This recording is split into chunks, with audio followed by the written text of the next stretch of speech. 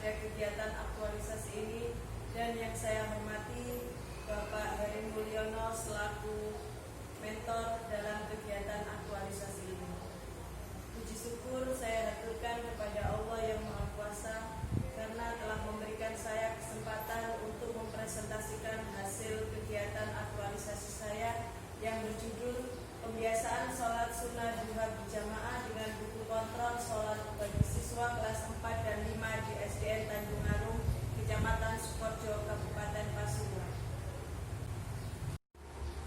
Perkenalkan, nama saya Katrin Nuria Safitri, SPDI, peserta Latsar CPNS golongan 3, angkatan ke-176, Provinsi Jawa Timur, dengan nomor absen 6. Saya akan menyampaikan hasil aktualisasi saya selama berada di SDN Tanjung Arum. Kegiatan yang pertama yaitu melakukan konsultasi dengan mentor yang saya lakukan di lingkungan Dinas Pendidikan Kabupaten Pasuruan selama 4 kali bertemu dengan mentor, yaitu pada tanggal 21 Februari, 28 Februari, 12 Maret, dan 16 Maret. Hasil yang saya dapatkan dari konsultasi dengan mentor yang pertama, mentor sangat mendukung kegiatan pembiasaan sholat sunnah duha yang saya lakukan di SDN Tanjung Arum. Yang kedua, mentor menyarankan agar semua tahapan kegiatan berjalan sesuai dengan jadwal.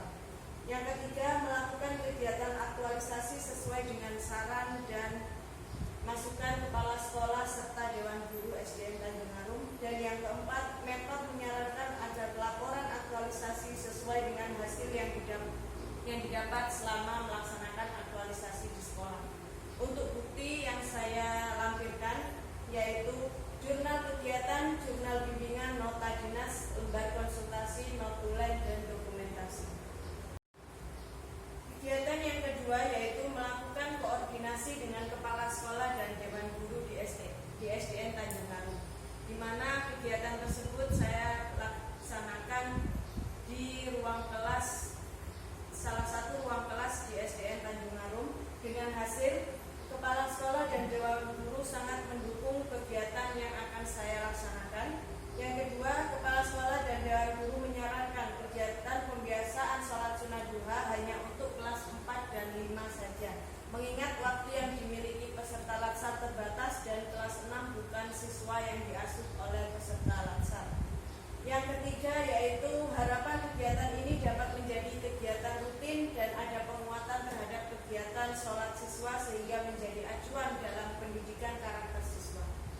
Untuk bukti yang saya lampirkan yaitu nota dinas, lembar konsultasi, notulen, dan dokumentasi.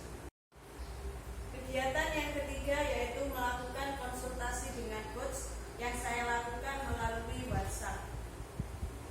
Hasil yang saya dapatkan dari konsultasi dengan coach yang pertama, nota dinas digunakan ketika berkonsultasi dengan mentor dan kepala sekolah.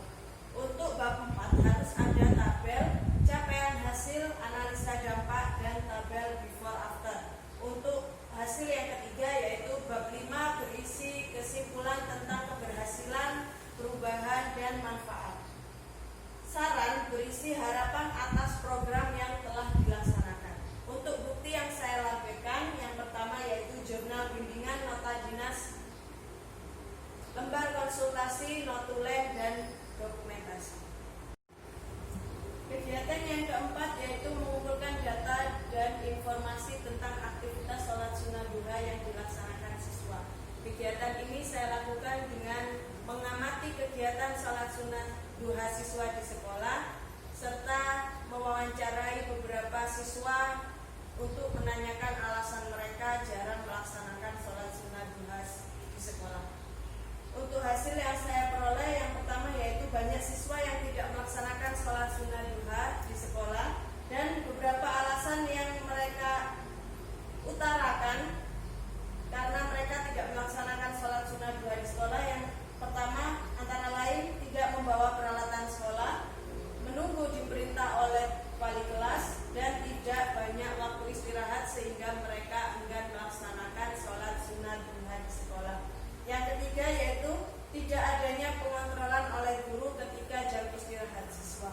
Untuk bukti yang saya lampirkan yang pertama notulen dan dokumentasi. Untuk kegiatan yang kelima yaitu memberikan pembelajaran tentang syarat dan pentingnya sholat. Di sini saya mengumpulkan siswa kelas 4 dan 5 di musola karena keterbatasan tempat jika dilaksanakan di kelas, maka Ibu Kepala Sekolah menyarankan saya untuk membawa anak-anak ke musola dengan memberikan pembelajaran tentang syarat dan pentingnya sholat.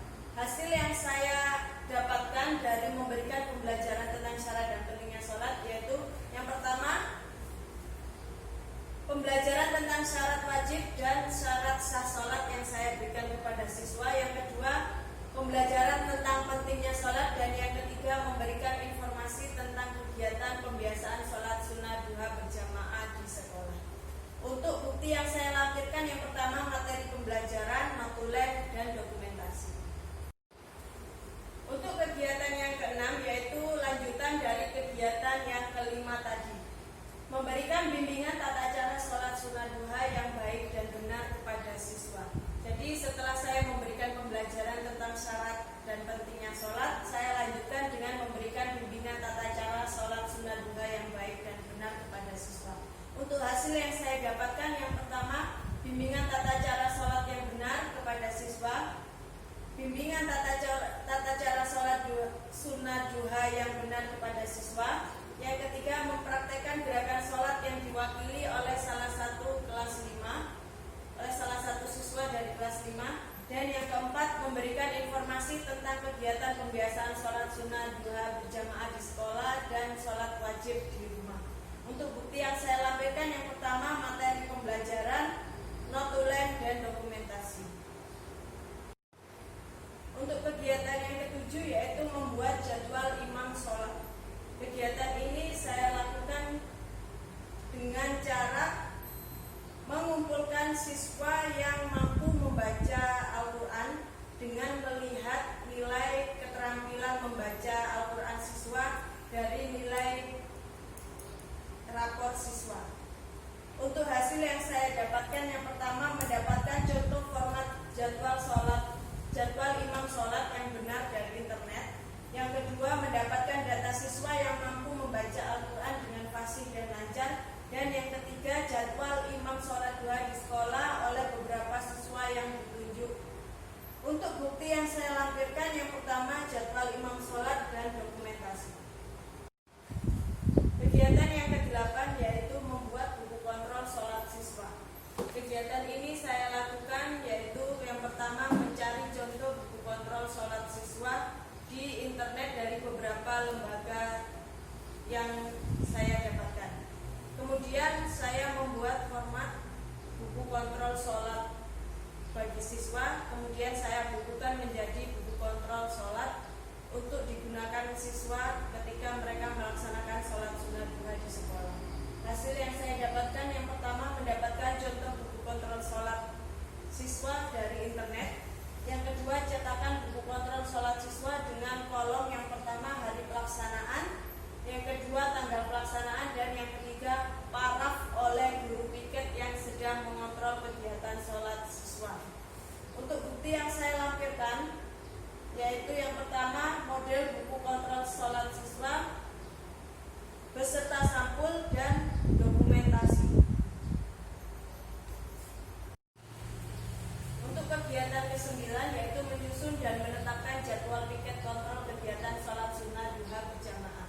Kegiatan ini saya lakukan yang pertama dengan mengajak para dewan guru beserta kepala sekolah untuk menyepakati dan menetapkan jadwal piket kontrol ketika anak-anak melaksanakan sholat sunnah duha di sekolah. Itu kami laksanakan di salah satu ruangan kelas yang ada di SDN Tanjung Harum dan dipimpin oleh Ibu Kepala Sekolah. Untuk hasil yang saya dapatkan yang pertama informasi waktu kegiatan sholat sunnah duha. Yang kedua, menyepakati bahwa kegiatan sholat sunnah duha diadakan hanya pada hari Senin sampai Kamis dengan pertimbangan Jumat merupakan hari di mana ada kegiatan mulai dari Jumat bersih, Jumat sehat, dan Jumat legi. Sedangkan untuk hari Sabtu adalah hari kegiatan ekstrakurikuler yang diadakan di sekolah, sehingga anak-anak pulang jam 10 siang. Untuk yang ketiga yaitu hasil yang didapatkan jadwal piket kontrol sholat sunnah duha berjamaah di sekolah. Untuk bukti yang saya lampirkan, yang pertama berita acara, notulen, jadwal kontrol sholat sunnah duha berjamaah, dan dokumentasi. Untuk kegiatan yang ke-10 yaitu melaksanakan sholat sunnah duha berjamaah setiap pagi sebelum dan sesudah istirahat di sekolah. Kegiatan ini saya lakukan dengan mengamati kegiatan sholat sunnah duha siswa yang sudah menggunakan buku kontrol dan sudah ada pengontrolan oleh guru yang bertugas pada waktu itu. Kegiatan ini saya ambil selama 4 hari, yaitu hari Senin sampai hari Kamis mulai tanggal 2, 3, 4, dan 5. Dalam kegiatan melaksanakan sholat sunnah duha, hasil yang saya dapatkan yang pertama yaitu banyak siswa yang melaksanakan sholat sunnah duha berjamaah di sekolah. Itu saya amati dari yang sebelum menggunakan buku kontrol dengan yang menggunakan buku kontrol sangat berbeda jumlah yang melaksanakan sholat sunnah duha berjamaah di sekolah. Untuk yang kedua, sebagian siswa tetap melaksanakan sholat sunnah duha meskipun lupa tidak membawa buku kontrol. Jadi sebagian dari mereka bertanya, apakah boleh melaksanakan sholat sunnah duha meskipun tidak membawa buku kontrol? Dan saya mengatakan sangat boleh meskipun dia tidak membawa buku kontrol, tapi dia sangat antusias untuk melaksanakan sholat sunnah duha. Untuk yang ketiga yaitu antusias siswa saat melaksanakan sholat sunnah duha berjamaah di sekolah. Untuk bukti yang saya lampirkan yaitu dokumentasi baik berupa foto maupun video. Kegiatan yang ke-11 yaitu membuat buku kontrol sholat sunnah dan wajib siswa di rumah. Mengapa kegiatan ini saya lakukan? Untuk penguatan kegiatan sholat siswa. Jadi selain di sekolah, orang tua di rumah juga bisa mengontrol kegiatan sholat siswa, sehingga orang tua dan guru dapat memantau kegiatan sholat siswa di sekolah maupun di rumah. Untuk hasil yang saya dapatkan dari kegiatan ini, yang pertama mendapatkan contoh buku kontrol sholat dari internet. Yang kedua, cetakan buku kontrol sholat siswa dengan kolom yang pertama hari pelaksanaan, tanggal pelaksanaan, waktu sholat yaitu sholat subuh sampai dengan sholat isya beserta sholat duha ketika hari Minggu. Yang kedua, tempat sholat mereka melaksanakan baik di rumah maupun di mushola ataupun di masjid. Yang selanjutnya keterangan munfarid atau berjamaah. Jadi mereka melaksanakan sholat tersebut dengan berjamaah atau sendirian. Yang terakhir yaitu kolom paraf orang tua siswa, sehingga guru bisa melihat bagaimana pengontrolan orang tua terhadap kegiatan sholat siswa di rumah. Untuk bukti yang saya lampirkan, yang pertama model buku kontrol sholat siswa beserta sampul dan juga dokumentasi. Kegiatan yang ke-12 yaitu mengevaluasi buku kontrol sholat duha berjamaah di sekolah dan juga sholat sunnah dan wajib siswa ketika di rumah. Kegiatan ini dilakukan yang pertama dengan cara mengumpulkan buku kontrol sholat duha siswa di sekolah maupun sholat wajib siswa di rumah. Kemudian saya mencoba melihat hasil dari apa yang sudah mereka laksanakan baik di sekolah maupun di rumah.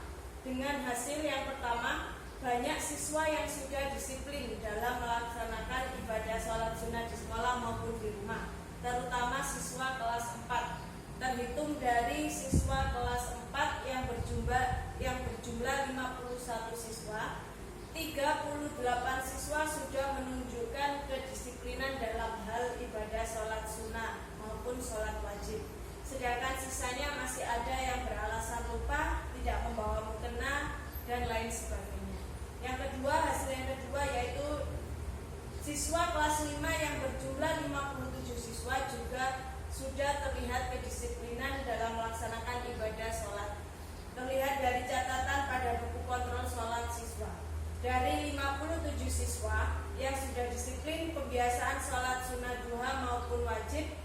terhitung sebanyak 31 siswa.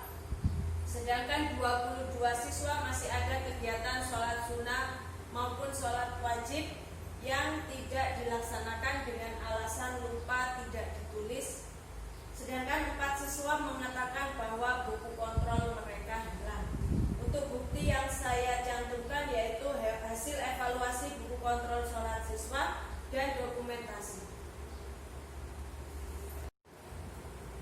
Kegiatan yang ke-13 yaitu tindak lanjut pembiasaan sholat sunnah duha di rumah dan di sekolah siswa. Kegiatan ini dilakukan dengan cara berkoordinasi, berkonsultasi dengan kepala sekolah dan juga dewan guru yang ada di SDN Tanjung Harum. Kemudian hasil yang diperoleh yang pertama pemberian apresiasi bagi siswa yang sudah disiplin dalam melaksanakan ibadah terutama dalam hal ibadah sholat sunnah duha. Dan yang kedua yaitu bentuk pemberian apresiasi berupa pemberian buku bacaan untuk 1 siswa setiap kelas, sedangkan pembiayaannya dibebankan pada anggaran dana BOS. Bukti yang saya lampirkan yang pertama notulen dan dokumentasi. Kegiatan yang terakhir yaitu menyusun laporan kegiatan aktualisasi dengan hasil laporan aktualisasi yang sudah disetujui oleh mentor, coach, dan kepala sekolah. Yang kedua, dokumentasi selama kegiatan aktualisasi baik berupa dokumen, foto, dan video. Untuk bukti yang saya lampirkan yaitu hasil laporan aktualisasi dan dokumentasi. Kemudian analisa dampak. Dalam analisis dampak ini akan disajikan dampak-dampak yang bisa saja terjadi jika tidak diterapkan aktualisasi yang saya laksanakan. Yang pertama, rendahnya semangat ibadah sholat siswa di sekolah maupun di rumah. Yang kedua, tidak terkontrolnya kegiatan sholat siswa yang tidak terkontrolnya kegiatan istirahat sekolah siswa yang terlalu lama. Yang ketiga, kurangnya pengontrolan orang tua dalam ibadah siswa. Dari ketiga dampak tersebut, jika tidak dilaksanakan atau diterapkan aktualisasi saya tersebut, maka akan menimbulkan dampak yang lebih luas lagi, yaitu penurunan pembiasaan religius siswa terutama dalam hal ibadah sholat siswa sehingga berdampak pada lingkungan sekolah yang kurang religius di SDN Tanjung Harum. Oh iya. Untuk perbandingan kondisi sebelum dan sesudah kegiatan aktualisasi, yang pertama, sebelum kegiatan adanya gagasan, siswa kelas 4 dan 5 SDN Tanjung Harum kurang semangat dalam melaksanakan ibadah, terutama dalam hal ibadah sholat. Setelah adanya gagasan, terjadi peningkatan kesadaran dan semangat siswa kelas 4 dan 5 dalam melaksanakan sholat sunnah maupun sholat wajib. Yang kedua, sebelum adanya gagasan, orang tua siswa sulit mengontrol kegiatan sholat siswa di rumah. Setelah adanya gagasan, dengan adanya buku kontrol sholat siswa dapat dikontrol oleh orang tua dengan mudah di rumah.